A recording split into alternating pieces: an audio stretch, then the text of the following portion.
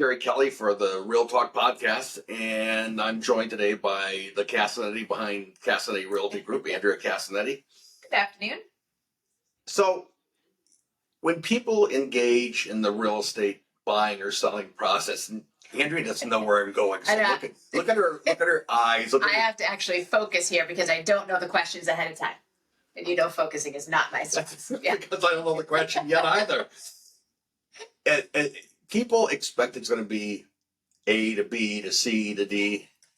Yes. Okay. And my experience is it's not that way. No. And I've had people come out with, marketing collateral and say, well, where are we on this? Right. And it's like, well, here's where we were, but we've moved over here now. Exactly. So how do you help people navigate what they think is going to be a very structured, serial, check the box process to something that in my experience is often you got to stay on a direction, but you're going to make a lot of left turns. You will appreciate this. That you saying that makes me think of your graphs, which is a disastrous mess of all these ups and downs and colors and correct? What's wrong with those charts? Charts are not my forte, everybody. And it looks like an EKG. So that is what your transaction could potentially look like. And that's why you need to ebb and flow. So we do write out a projected time. You're going to pull that up? I'm looking for it. Just we keep talking. We like to pull out, step 1, step 2, step 3, things that, the goal of keeping it on task. However, things can come up.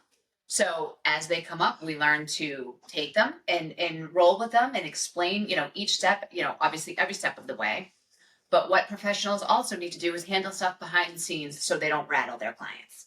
How many things have we done, behind the scenes where the clients don't necessarily have to know that there may be a potential issue that we solve before it even happens. There it is. I love these charts. Hate them. This is where two completely separate brains, that is an EKG. That is potentially what a deal could look like. This is a volume chart over a period of months. And this is the volume of houses for sale on Saturdays. And here where I'm pointing is before COVID. And here's after COVID. And I contend that we have not come back to the COVID numbers. No. And you said earlier that we never will. I mean, that is not... Don't quote me on that. However, I do not believe, in my professional opinion, that we will ever get back to 2.75 rates. See how I got her off talking about what we're going to talk about? Listen, that's called ADD, my friends.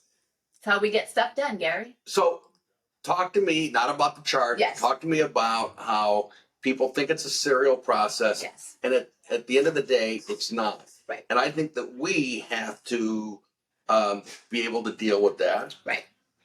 Shield, and not inappropriately, but kind of protect our clients from 100%. that.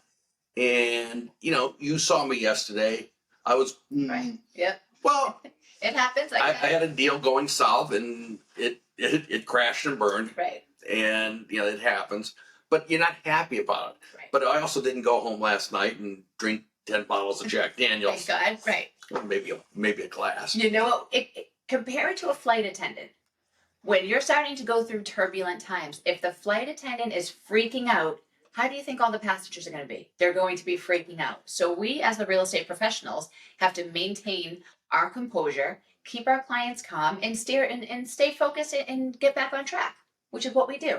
So we do have a timeline of, your offer, your inspection, your mortgage contingency, your appraisal, all those things. We hope that it goes, as smoothly as possible, and our job is to keep it going as smoothly as possible. But this is real life.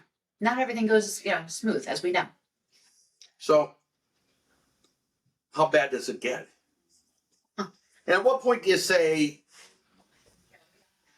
here's the contract. Yep. Here's what we agreed to. Yeah, we're not gonna move forward with this transaction. Well, let me would you like a real life example? Yes. Like tangible real life examples. I have this great property in Marlboro. One day on the market, multiple offers, great solid offer comes in. The next day or 2 days, I get a call, and hey, we have an issue with financing. I'm like, already? We literally just signed the offer 2 days ago. The prospective buyer made up tax returns falsified documents. That's Yes. number one. That's good. Yeah, that's something I've never seen. And said because he was self-employed, thought he could do that because back in the day he did before, the market crashed many years ago and didn't see an issue with it.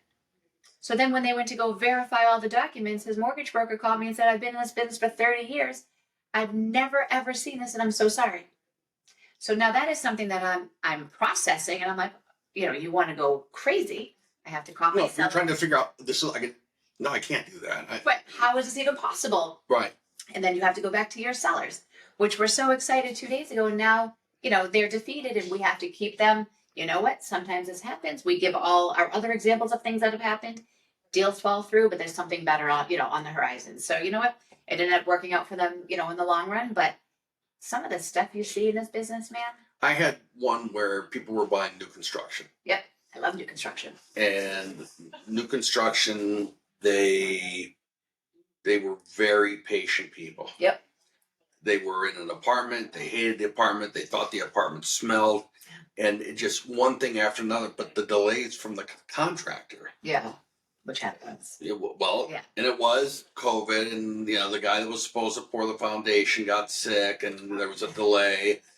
Been there. I built. I think they know. all, every trade on that job.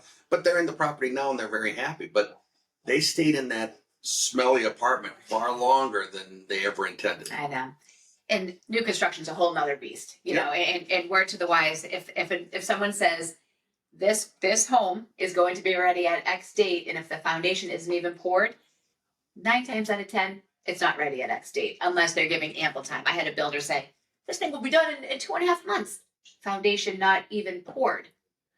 That's Have you ever aggressive. seen new construction delivered on time? Never. Nor have I. No. And I built 2.5 years ago and was during COVID, of course. And we were delayed almost 9 to 12 months. Yeah, that's not the norm. COVID was obviously extreme, but When I say to people, you're buying new construction, your lease is up or you want to be out on this date, you can't go with that date. Right. And that is one thing, again, having a professional guide you through, especially new construction, it's crucial because 9 times out of 10, it's never delivered on time. And if you end your lease thinking you're moving in, that next couple of days, it's probably not going to happen. Right. And that's just part of new construction. That's where, taking the time to explain what to expect. I sit clients down and I say, I don't want to scare you, but I want to go through every possibility with every transaction, no matter what it is, what could potentially happen. The more they know, the better they are. Right.